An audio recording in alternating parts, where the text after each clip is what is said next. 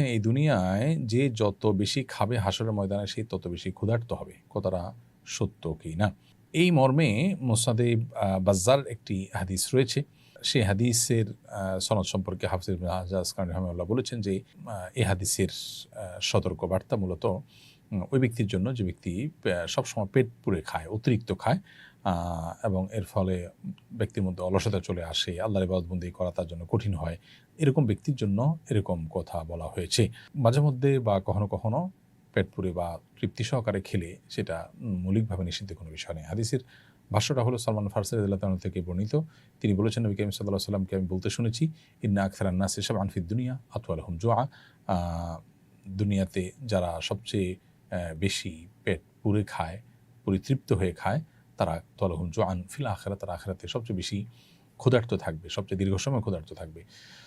তো এই ধরনের হাদিস আরও বিভিন্ন বর্ণনা রয়েছে এবং হাদিসটি আপনার হাসান পর্যায়ের এবং এর আরও বিভিন্ন সওয়াহিদ অর্থাৎ এর সমপর্যায়ের আরও কয়েকটা বর্ণনা রয়েছে। মৌলিকভাবে হাদিসটি গ্রহণযোগ্যতার লেভেল পর্যন্ত যায়, তার মর্মন্ততে গ্রহণযোগ্যতার লেভেল পর্যন্ত যায়, কিন্তু এখানে উদ্দেশ্য হলো যারা সব সময় পেট পুরেই খায় এবং অতিরিক্ত পেট পুরে খাওয়া এটা মানুষের আলস্য ইত্যাদি আনার কারণে মূলত হাদিসে উৎসাহিত করা হয়েছে। মৌলিকভাবে মাঝে মধ্যে পেট পুরে খাওয়া বা পরিপূর্ণ পেটে খাওয়া নিষিদ্ধ নয়, তবে পেট খালি রেখে খাওয়া এটাই হলো সুন্নাহ এবং নবী সাল্লাল্লাহু আলাইহি ওয়াসাল্লামের আদর্শ এবং এটা আমাদের স্বাস্থ্যের জন্য অধিকতর উপযোগী।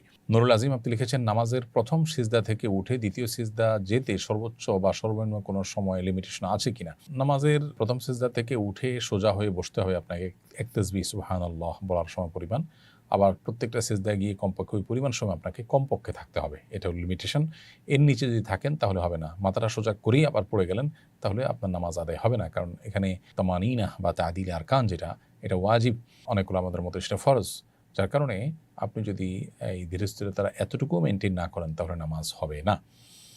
তো এই জন্য একটা তাসবিহ পরিমাণ সময় কমপক্ষে আপনাকে দুই সিজদার মাঝখানে সোজা হয়ে বসে অপেক্ষা করতে হবে, আবার সিজদায় কমপক্ষে পরিমাণ সময় থাকতে হবে। আর যত বেশি সময় থাকবেন নামাজের কোয়ালিটি তত ভালো হবে, নামাজ তত মানসম্মত।